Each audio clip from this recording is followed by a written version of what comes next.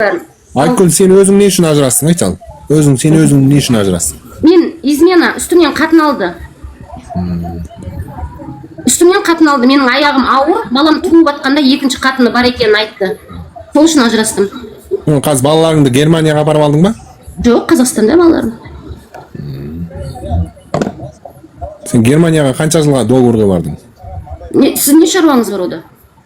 Оны айтсаңшы, қанша жылға договорда отырсың? Айтпаймын. Сен Германияда отырып алып, сен Тоқаев анау мынау деп елді провокацияға шақырып, андағы жақта отырып алып сөйлеп жатсың. Сен Қазақстанға келіп солай сөйлей аласың ба? Сөйлей алмайсың. Қазақстанға баратын болсам, кеше көрдіңдер ғой? Сен сөйлей алмайсың да, өйткені Қазақстанға келіп. Жоқ, сөйлетеді ма Қазақстанда? Ол жақ сөйлей алмайсың ғой енді. Ол Қазақстанды қалай сөйлейсің? Себебі Қазақстанның басшылығы, билік басындағылар бандиттер.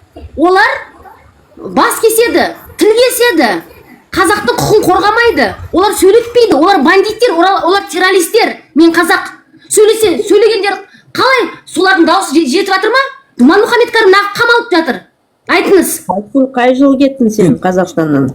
22-нің августында кеттім. Не үшін кеттің енді? Жұмыспен.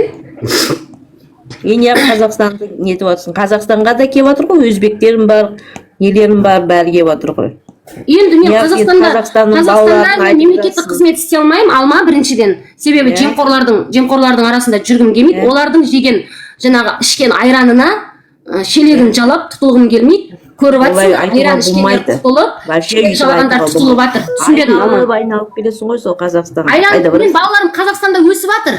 Өседі де, келем де. Но бірақ мен мына жемқорлармен бірге отырып, жарым жандармен қазақтың ақысына кіргім келмейді. Жемқорлықта отырған шығар, қайдан білесің? Сен қайдан білесің? Қасында отырған шығар. Түсінбедім, не дейсің? Сен қасында отырған шығар, достарын жемқорлық, қайдан білесің? Менің қасымда ешкім отырған жоқ. Біз бұл жерде уборка істеп, адал айлығымды тауып жатырмын, 1,5 миллион.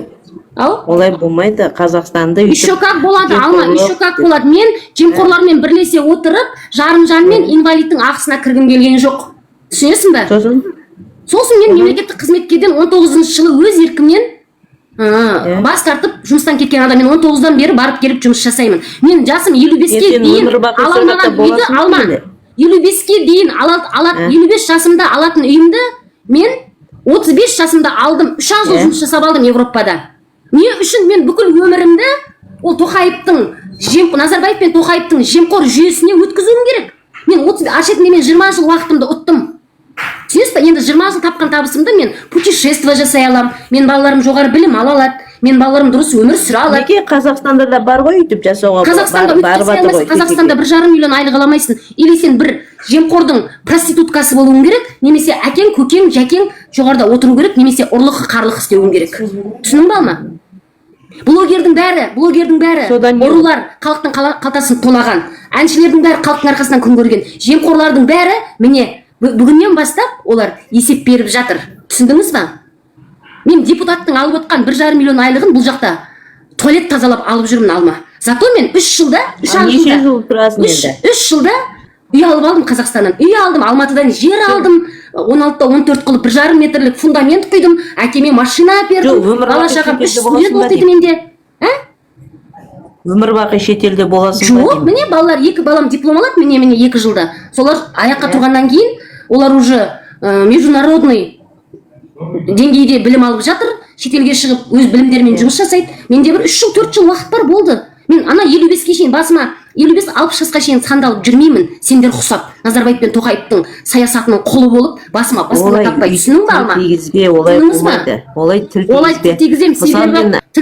Қазақстанда 12 мың таза қазақ бар. Соның 8 миллионның басында баспана жоқ алма. Осы Назарбаев пен Тоқаевтың жемқор жүйесінің арқасында сенің 8 миллион қазағың баспанасыз жүр. Алды 78-ге келген.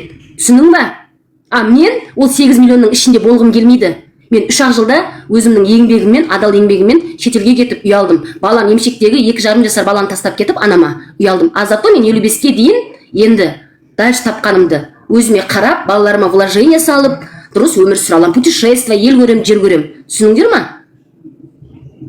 Қолда өтірік емес ол, халықты қанап отыр. Өлсеңдер өліп кетіңдер. Алма, қараңыз, мен сізге жақсылап түсіндірем қазір. Хозяин да тек қалды ғой, білейін.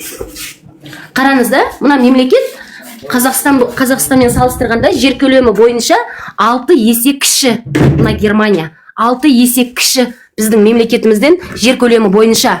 Ал байлығымыз бойынша біз Қазақстан әлем бойынша 6-шы орында тұрамыз. Қайда қашып кеттің, Алма? Тыңда.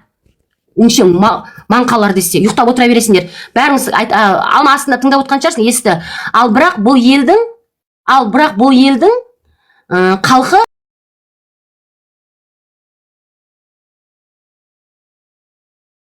санағы бойынша, есеп бойынша 80 миллион. Ал жер көлемі бойынша Қазақстаннан 6 есе кішкентай. Бірақ сол байлығы бойынша бұлар вообще байлықтың есепте тұрмайды. Ал біз әлем бойынша 6-шы орында байлықтамыз. Ал біздің халық 20 миллион. Дұрыс па? Ал жер көлемі бойынша 9-шы орында тұрамыз. Ал 80 миллион халыққа баспаналы қылып отыр. Санақ бойынша санақсыз қаншама қазақ жүр, қаншама келгінділер жүр біз секілді. 80 миллион халыққа баспаналы қылып отыр. 80 миллион халықты жұмыспен қылып отыр. Жер көлемі бойынша бізден 6 есе кіші. Байлық бойынша бұлар біздің қатарымызға ілесе алмайды. Ал біз соншалықты жер үсті байлықтың арасында отырмыз. Сөйте отыра, халқымыз 4 есе кіші санақ бойынша Германиядан. Ал жеріміз 6 есе үлкен, бірақ 8 миллион қазақтың басында 8 соттық жер жоқ. Қайда сол жердің бәрі? Назарбаев пен Тоқаевтың қатын қалашында 20 миллион, 4 есе аз халыққа соншалықты әлем бойынша 9-шы орында тұрған жерді үлестіре алмай отыр. Әлем бойынша 6-шы орында тұрған байлықтан үлестіре алмай отырған бұл екі шал арам тамақ бұлар, түсінесіңдер ма?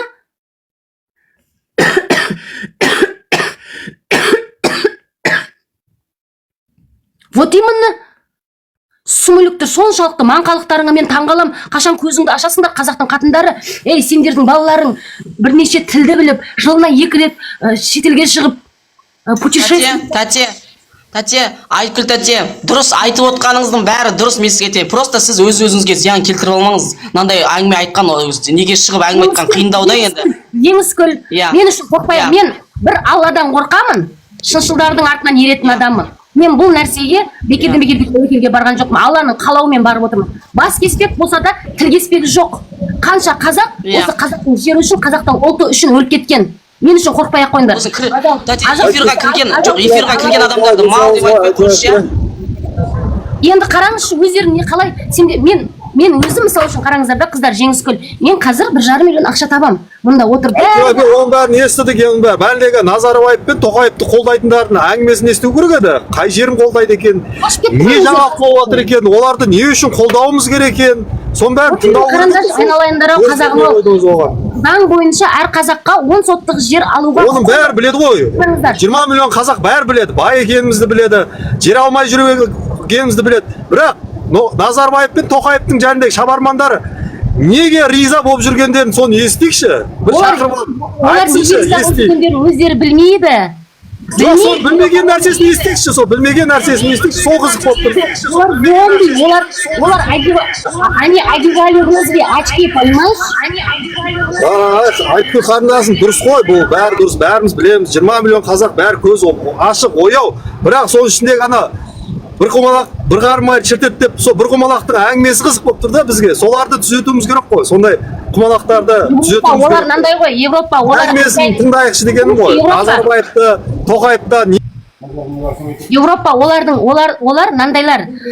Жаңағы 8 миллион халықтың ішіне жатпайтындар. Үйі жоқ, жайы жоқ. 8 миллион халық бар ғой, солардың ішіне кірмейтіндер. Бұл Назарбаев пен Тоқаевтың жүйесін қолдайтындар. Олар әкімнің, депутаттың, министрдің, жаңағы бизнесмендердің қатын қалаштары. Ертең мына жүйе кетсе, олар міндетті түрде жауапқа тартылады. Қазіргі балғаймақ өмірлерінен айырылады. Сол үшін олар барынша тыныштықты ойлайды. Түсінесіздер ма? Сол үшін шырылдайды олар. Егер олар шынман жаңағы басында баспанасы жоқ 8 миллион халықтың қатарына кіретін болса, ол маған келіп басын изейтін еді. Шаршадым квартирада жүріп. Айлық жетіспей жатыр деп басын изейтін еді. Бүйтіп сөйлейтіндердің көбісі осы үкіметпен бірге бір итаяқтан тамақ ішіп отырғандар. Түсінесіздер ма? Бір итаяқтан тамақ ішіп отырғанда олар арсыздар. Олар просто қарынның қамымен, қатынның қамымен жүрген, бетінің бояуымен жүрген намыссыз қазақтың жаулары деп айта аламын мен оларды. Олар көрші аш жатса, қарнын тойдырып, тамағы жеп кекіре, келеке мазақ қып мысқылдап қазақтың үстінен қарайтын надандар деп айта аламын мен оларды. Түсінесіздер ма? Анда бір қазағың тозы шығып, базарда күскісі болып жүрген кезде қанша байбағланның қатыны бетін бояп, неше түрлі марка киімдерін Инстаграмда көрсетіп жүргендер, олар надандар, түсінесіңдер ма? Надандар. Ішкені мен жегенін мақтанып жүрген, қазақтың аштығын көрмей, өзінің тоқтығын көрсетіп жүргендер екі аяқты надандар деп айта аламын мен оларды.